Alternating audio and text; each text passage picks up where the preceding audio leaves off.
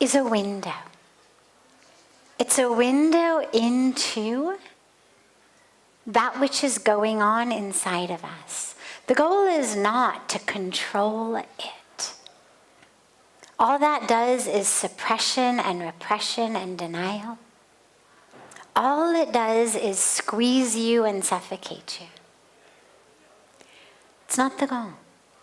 You don't want to repress, you don't want to suppress, you don't want to deny, you don't want to squeeze.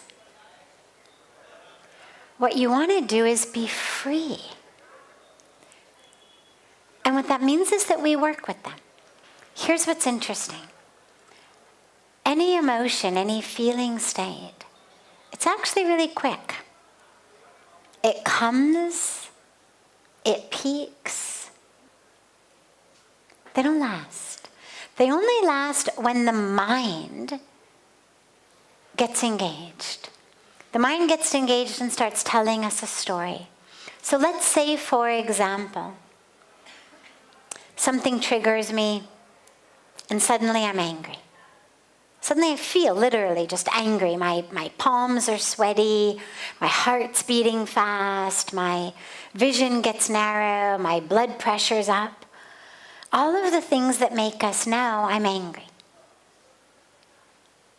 The anger itself is like a wave on the ocean. It literally, it comes, it builds, and then it recedes. But what happens instead is our thinking mind kicks in and starts telling us a story. I cannot believe he did that. I cannot believe she said that. That was so rude. That was so obnoxious. How dare they? And what that does is it perpetuates the presence of that emotion. Now I'm continuing to draw the emotion back over and over and over again, to bring it back, to bring it back. My anger would have dissipated. But I've brought it back through the story, through the narrative, through the constant telling and retelling. And so, couple of things. First of all, be conscious. Because here's what's interesting. A lot of the emotions, they only happen in unconsciousness. So if I say to you right now, all right, you've got 30 seconds. Get as angry as you can. Okay, close your eyes. Get really angry. Really furious, irate. Okay, open your eyes. Easy or hard? It's hard. And it's interestingly hard. Because I'm sure that if I said to you, all right, tell me the things that make you angry. We all know what they are. I mean, whether it's world hunger or your roommate or your parent, we've all got things that make us angry. So it's not that we can't remember them.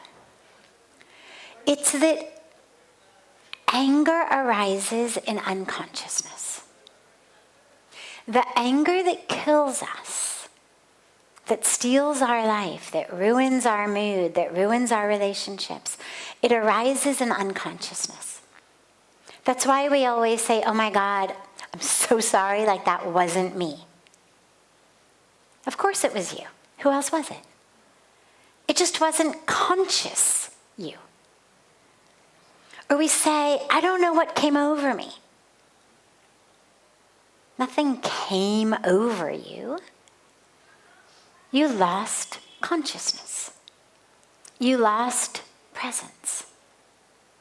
You lost yourself. And when you lose yourself,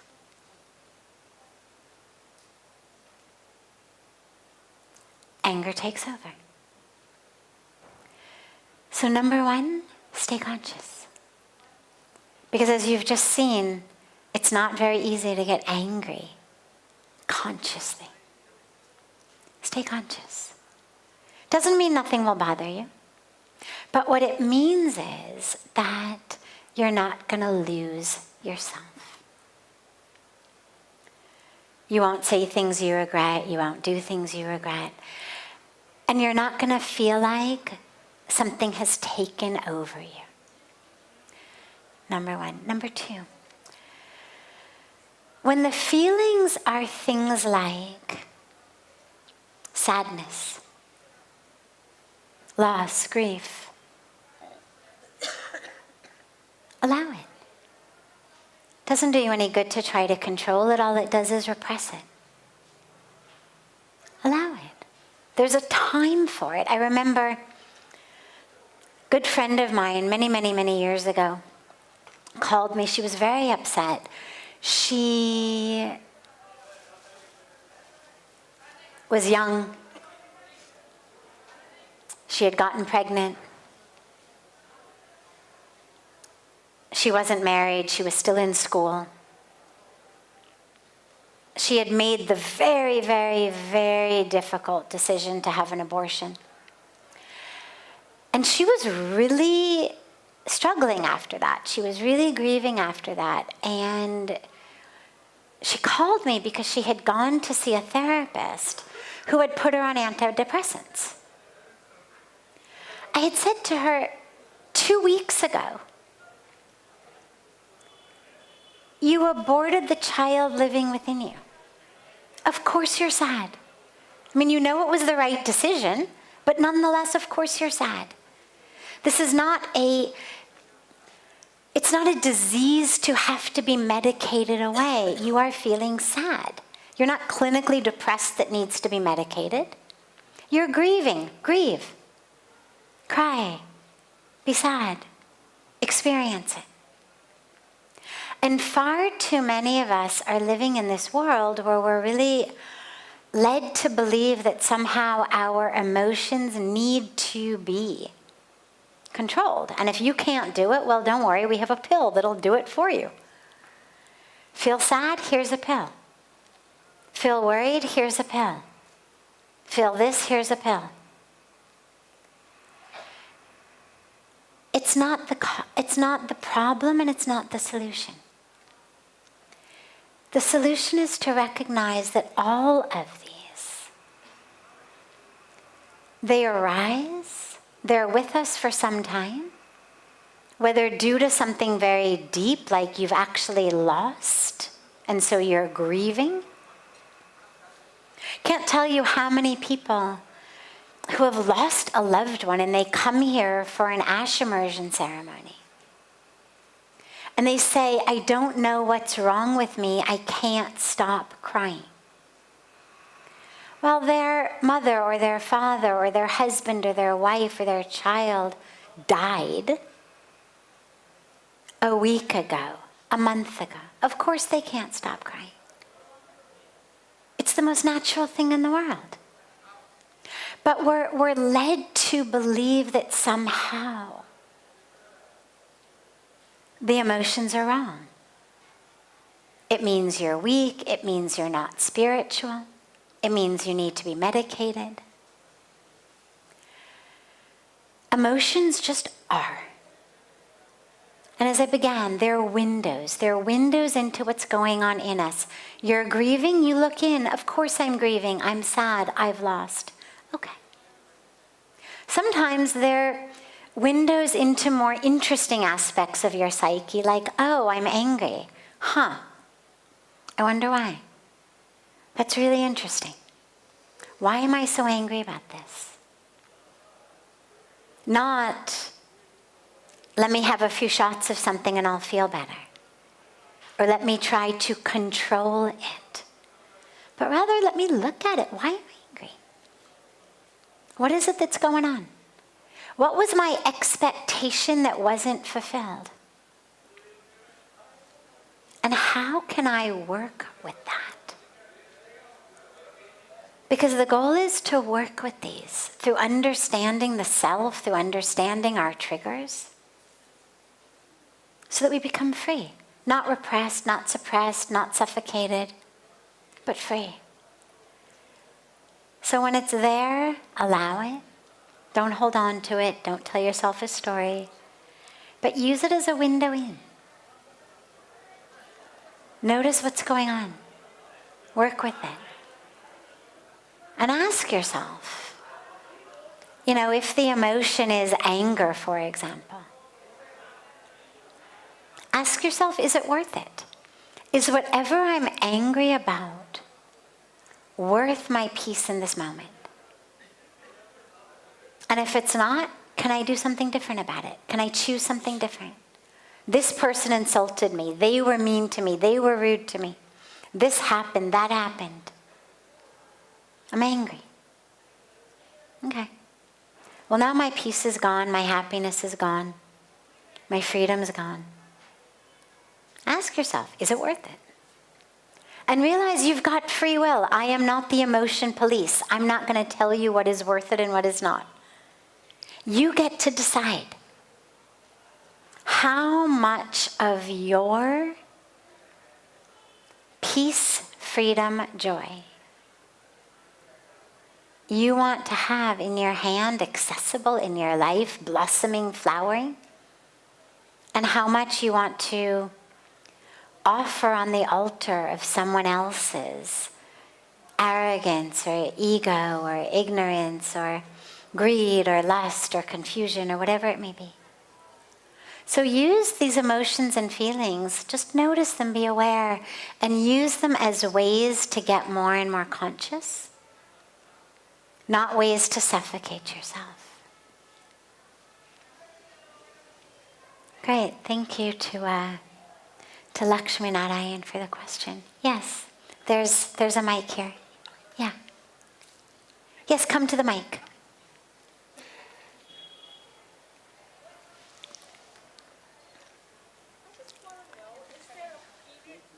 One sec, he's coming to turn it on.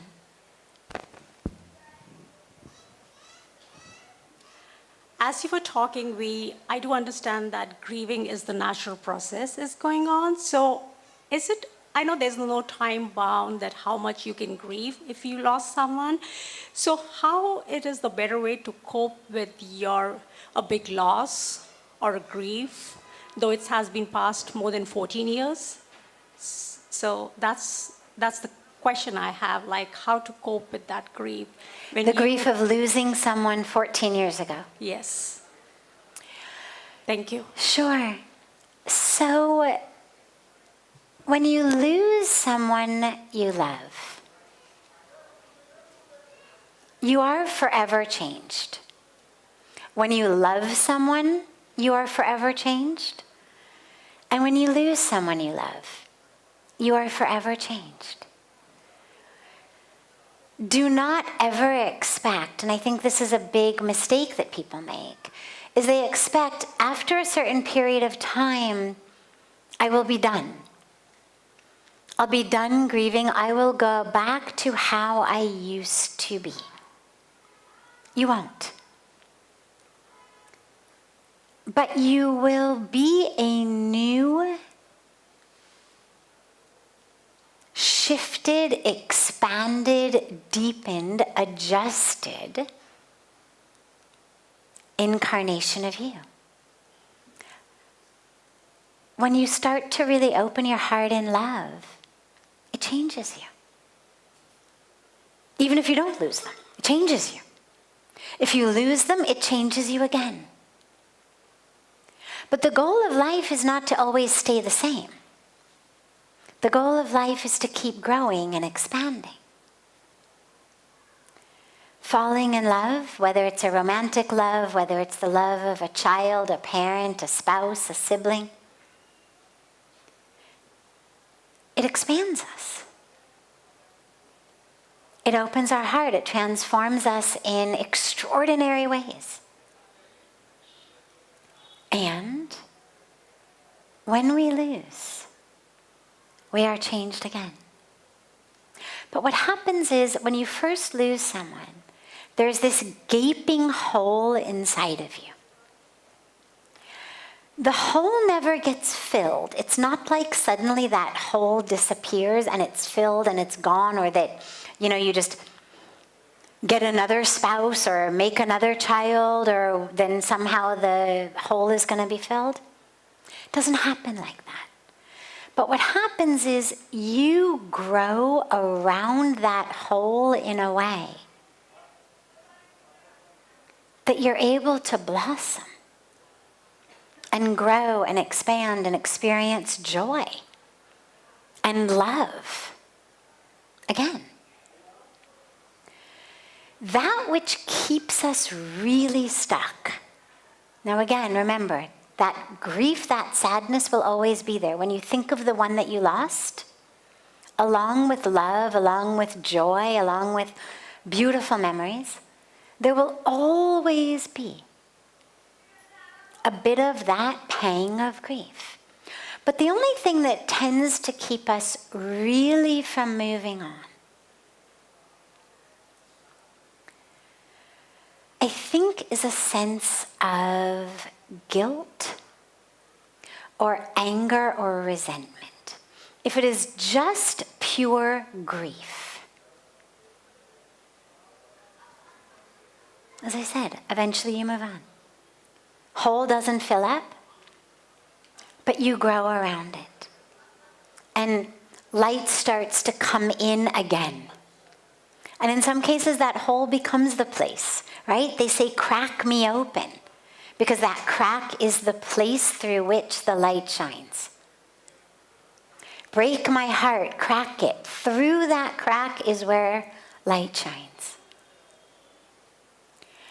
But if there's anger, if you're angry at the person who died because they wouldn't stop smoking, didn't wear their seatbelt, didn't listen to what you told them to do, didn't take care of themselves,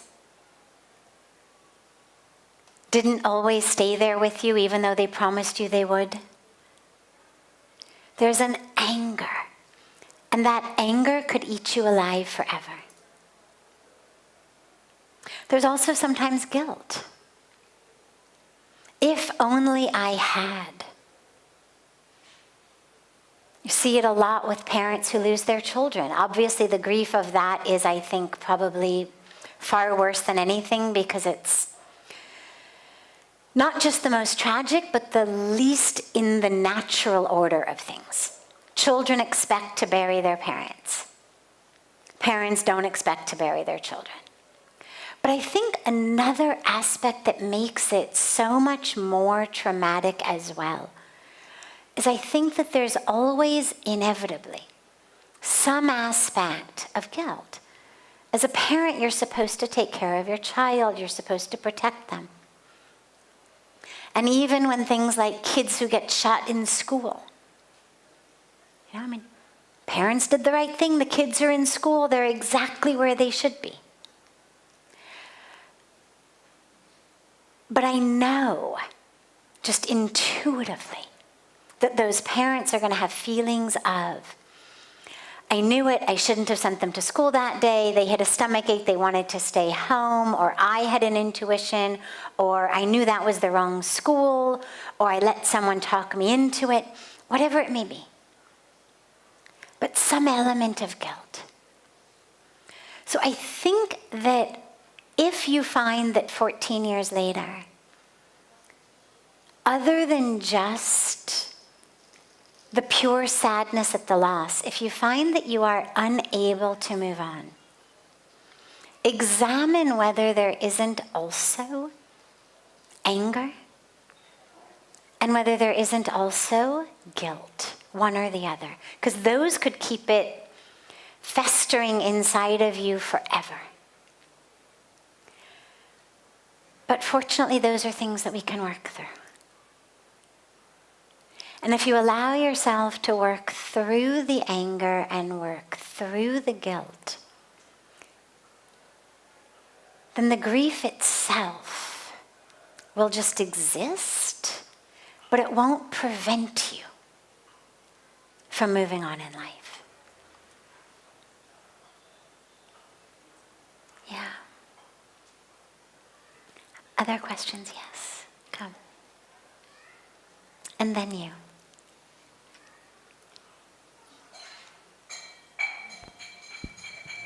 Hello. Yes. I have a question regarding something else. Is that okay? Regarding something? Something else. Of course, Than the absolutely. topic. Okay. So I have a hard time expressing this, but I'm gonna do my best. So in the universe, or in the earth, here on earth, there is good and bad, and there is light and there is darkness, and there is some kind of balance between it. So there's yin and yang. Without the good, there is no bad, and without light, there is no darkness. And as you said yesterday, here on earth, there is both hell and heaven, a mental state, kind of, which which we in a way choose where to be, or can work to get there. Yes. So my question is, what happens if a majority of humans or people get to the heaven state? If it becomes an imbalance, or what the effects are? Beautiful. So,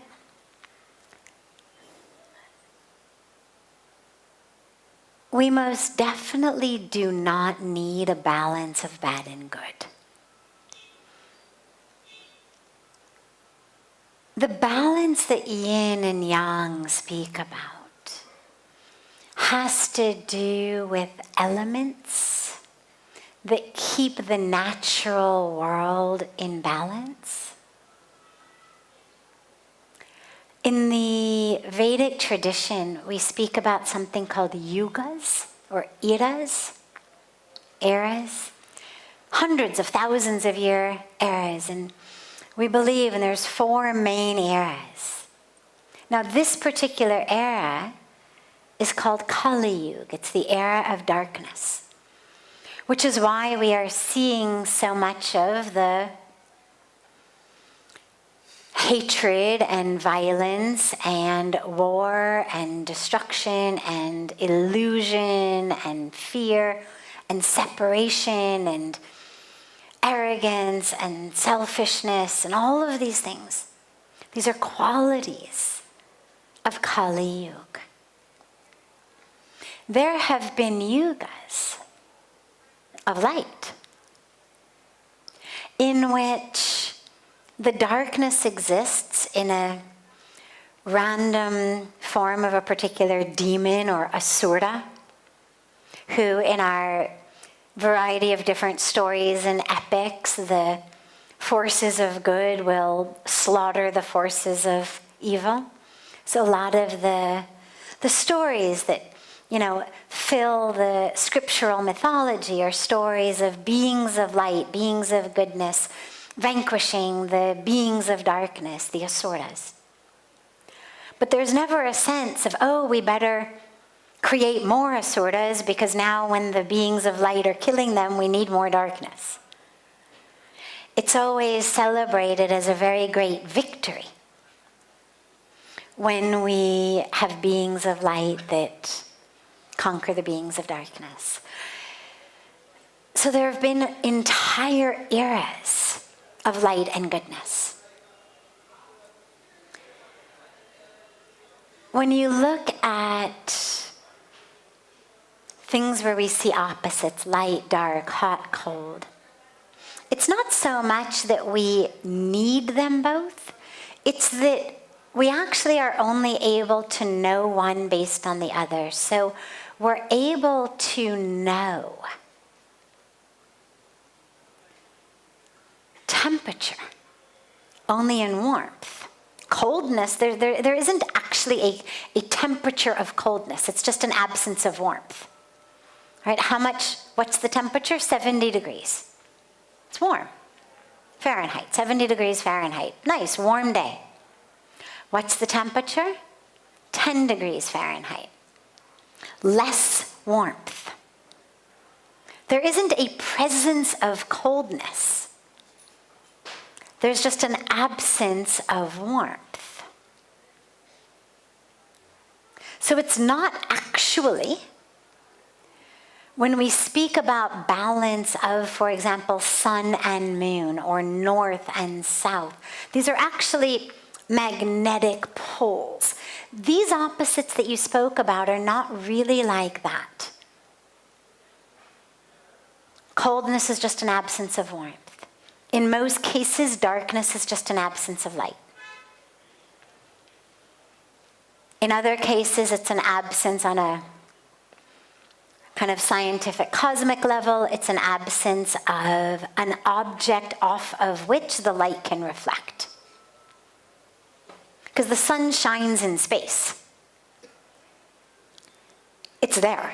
Space should be, at least our solar system, should be bright. Right? But you see pictures of it, it's not, it's dark. Right? The Earth is bright. The planets are bright. The planets closer to the sun are brighter, but the space between them is dark. Why? Right? I mean, it's an interesting question. The sun is there. Why is the space between Mercury and Venus dark, or between Venus and Earth dark? Clearly there's enough sunlight, it's still making Earth light, because there's not an object that will reflect that light. We have the moon. Sun is there in the night, but it needs an object to be reflected off of. We have the moon in the night, we can see the light. In any case, point being, darkness is an absence of light. There isn't anything specific as darkness. Just an absence of light or an absence of something that reflects the light. If more and more people turn toward goodness, it will mean that we are moving out of Kali Yuga. It will mean that we are shifting. It will mean that we are awakening. It will be beautiful and exquisite, and it will be exactly what is meant to happen. Nothing to worry about. It's what we need. We don't need hatred to know love. Babies know love, they've never known hatred. We don't learn hatred till we're significantly older. We don't need to know pain to know joy.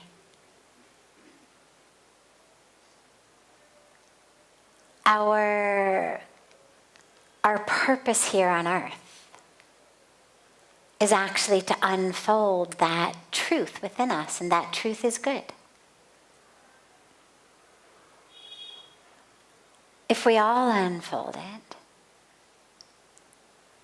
then that goodness is going to expand, which will be exactly what's meant to happen.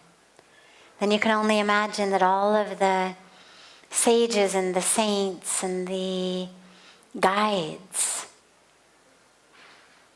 the leaders, religious, otherwise, national, social, all of those who have guided us throughout thousands and thousands of years.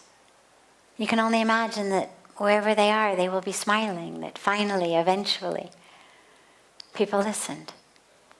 So yeah, don't worry, we won't fall out of balance. We'll fall into love.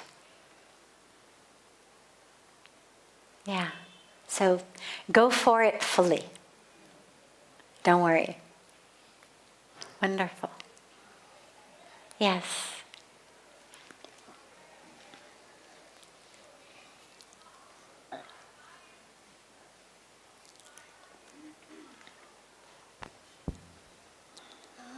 Namaste.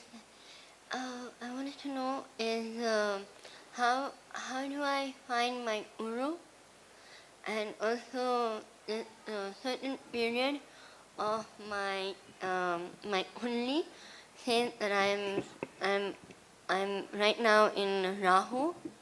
So how should I live during the period of Rahu, and what is Rahu's meaning in my life? Okay. So, two different questions. We'll take them both briefly. They both could be seminars in and of themselves. The first is, how do I find my guru? So they say traditionally that when the disciple is ready, the guru appears. That's the traditional teaching around that. It's important to realize that the word guru is literally the one who removes the darkness, the one who brings the light that removes the darkness. Which darkness? The darkness of ignorance. That ignorance of who we are. And so open your heart to that presence of light. And the guru may appear in the form of a living, breathing, human being master to guide you through. Or the guru may appear in a book that falls off of a bookshelf, and you discover the teachings of a master who is no longer in their bodies. Or the guru could be someone who ends up not looking anything like a guru at all, but was someone who, when you opened your heart to that light, who appeared and who has shown you the light of your true self. Because that's the light the guru shows, is the light of who you are. So open your heart to that light, and the guru will appear. But just make sure that you're not staying really close-minded to what it has to look like, who it has to be, in what way it's going to appear, what they have to tell me. You never know which way and from where that guru is going to appear. Then she spoke about being in a certain aspect of astrology and Rahu and the challenges of it and how to come out of it. So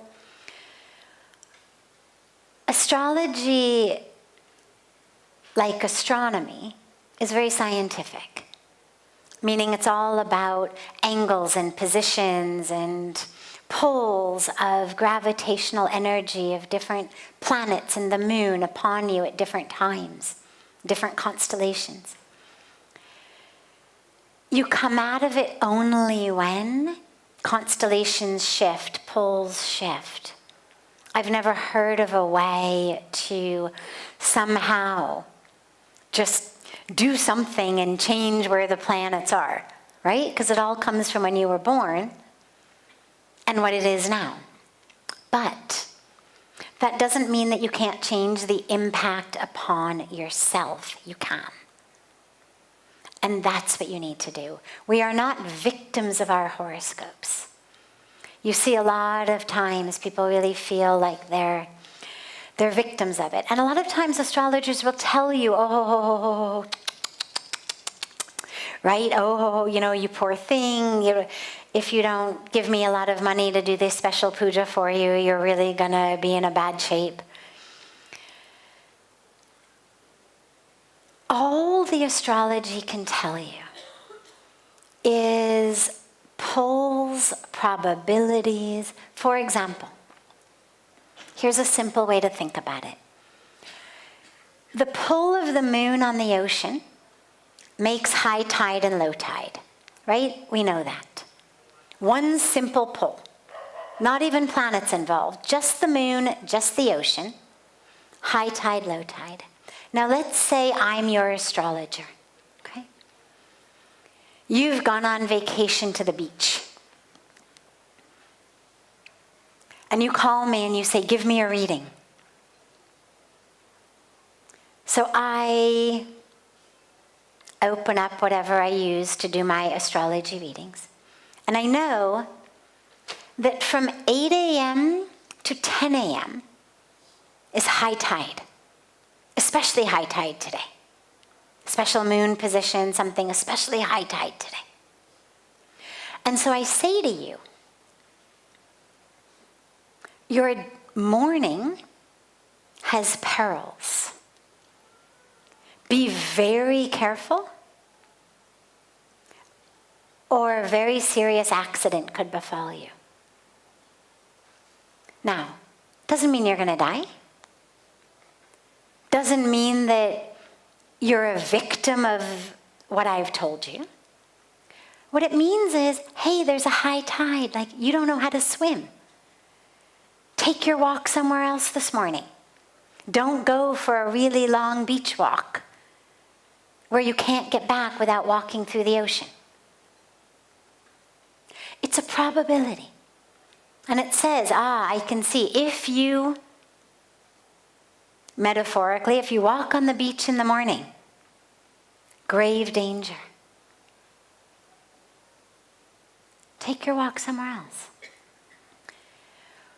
Use astrology to understand strengths, weaknesses, probabilities, likelihoods, so that you can navigate the best way to stay healthy physically, emotionally, spiritually, to know where your challenges are coming from, right? I mean, you look at the weather on your phone before you walk out, if it looks cloudy, to know, should I bring an umbrella or not?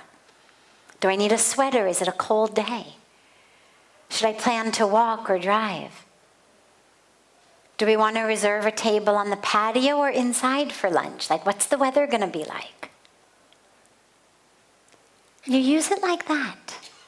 Don't use it as a death sentence, even a temporary death sentence. It isn't. Okay, you're in Rahu now. There's all sorts of pujas and ways of moving through it. One of my favorite stories of this type of thing is the story of the donkey, the old donkey, who fell into a dry well. And the farmer sees what happened, and he realizes there's no way to get the donkey up. And then he thinks, donkey's old, kind of useless anymore. Forget it, why should I even bother trying to help him up, Why bother getting a rope and trying to do it? Let's just bury him alive. So he gets the other villagers together and gets everybody to start shoveling in dirt on top of the donkey. But every shovelful of dirt that falls on the donkey goes like this and shakes it off him. And so the dirt ends up at his feet, and then he just keeps stepping up on it.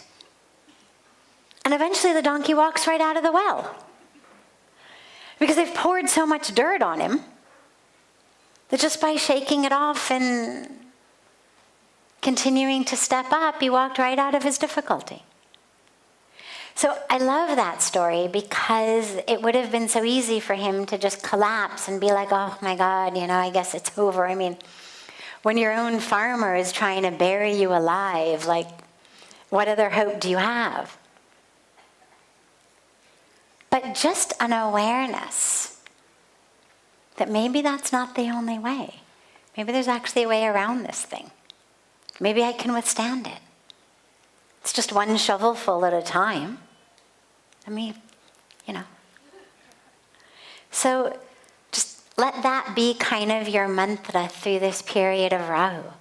It's just whatever it is that comes, I'm going to just shake it off and use the challenge as another stepping stone to just step up and step up and step up and step up. Okay? Beautiful.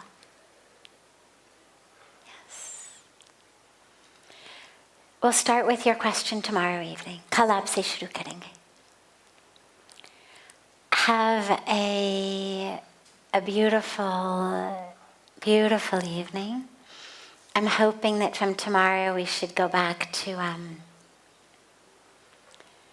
being somewhat more on time. I'm thinking that we should probably be able to start typically by around 6:45 or so.